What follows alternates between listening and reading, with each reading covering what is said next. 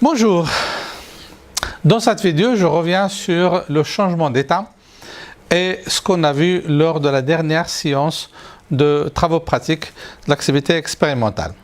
Alors la vaporisation, c'est le passage de l'état liquide à l'état gazeux, ça on le sait tous, sauf que je vais ouvrir une petite parenthèse pour dire que cette opération se fait de deux façons différentes. Il y a l'évaporation et il y a l'ébullition. Alors pour l'évaporation, je ne vais pas rester longtemps là-dessus, je vais dire juste deux choses. L'évaporation, elle se fait à température ambiante et au niveau de la surface libre. Ce qui veut dire que si on verse c'est-à-dire un peu d'eau sur la paillasse ce matin, à la fin de la matinée, il n'en reste plus. Je n'ai pas chauffé, mais c'est à température ambiante. L'eau est passée de l'état liquide à l'état gazeux.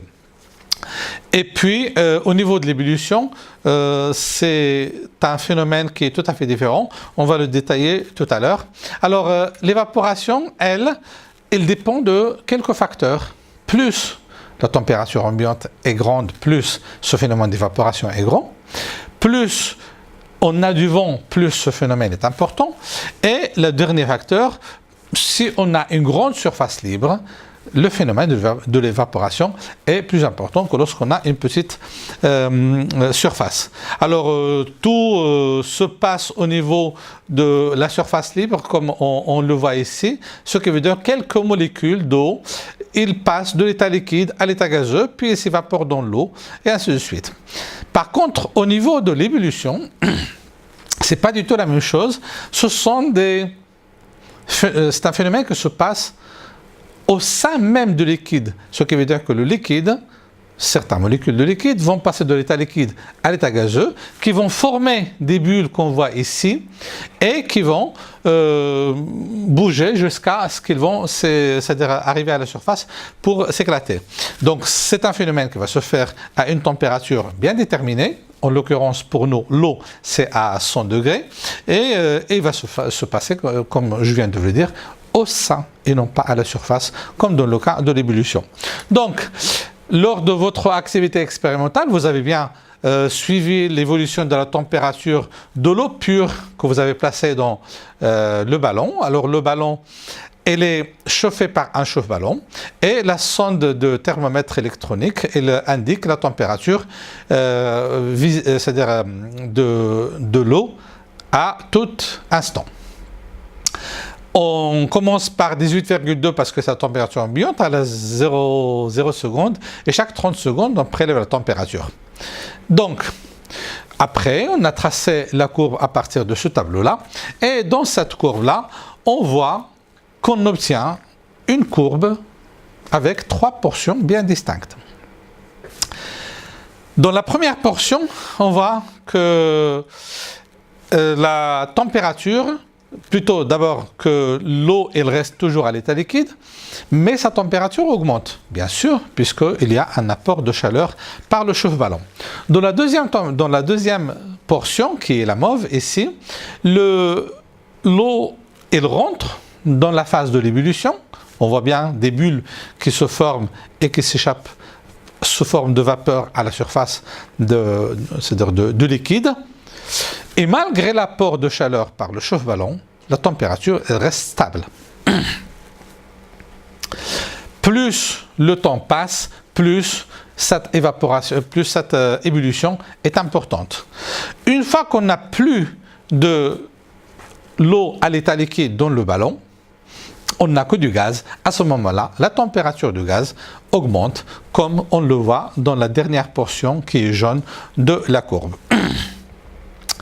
Donc, pour résumer l'ébullition de l'eau, on a une première phase où l'eau est liquide et sa température augmente. Une deuxième phase où l'eau coexiste avec deux états, liquide et solide, et la température reste constante malgré l'apport de chaleur. Et une dernière phase où l'eau n'existe plus à l'état liquide, mais à l'état gazeux, et la température de ce gaz augmente. Alors ça, en ce qui concerne le passage de l'état liquide à l'état gazeux pour un corps pur. Que se passe-t-il dans le cas d'un mélange? Alors pour cela, je vous propose une activité qui est dans ce lien-là.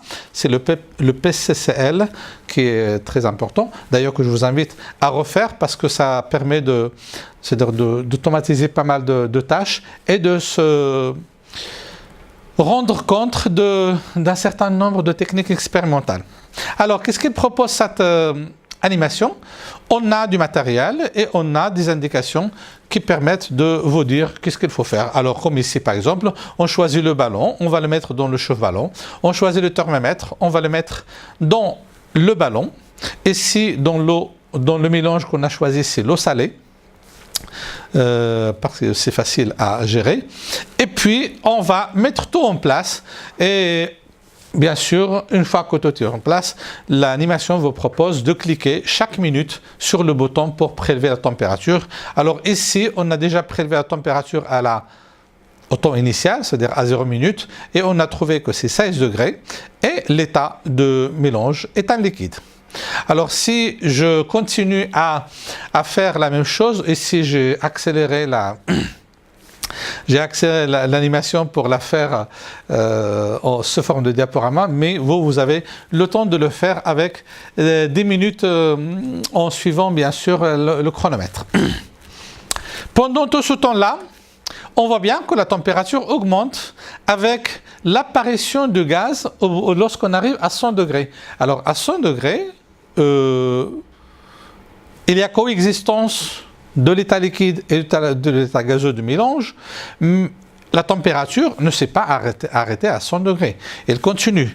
D'ailleurs, pour la 8e minute, on a trouvé 103,8 et pour la 9e minute, 104,6 et pour la 10e minute, on a 105 degrés. Et pendant toute cette phase-là, on a un mélange de l'eau, de liquide et de gaz. Après, on vous propose dans la suite de l'animation de poser la souris pour chaque minute à la température qui est sur le tableau. Donc ici j'ai placé les 3 premiers, puis après pour ne pas perdre de temps, j'ai tracé la courbe. Et si on compare ce qui se passe au niveau de l'évolution de la température pour l'eau pure, on voit bien qu'il y a un bon palier dans lequel la température ne augmente plus malgré l'apport de chaleur. Pour le mélange, donc c'est la courbe qui est un peu plus vif dans le rouge par rapport à la première. La température évolue d'une façon régulière, puis à partir de la 7e minute, elle arrête d'évoluer de la même manière, mais elle n'est pas constante, elle continue à augmenter. Ça, c'est le caractéristique que ce qu'on est en train de chauffer n'est pas du tout un corps pur. Alors, ce qu'on doit retenir de cette vidéo, c'est que pour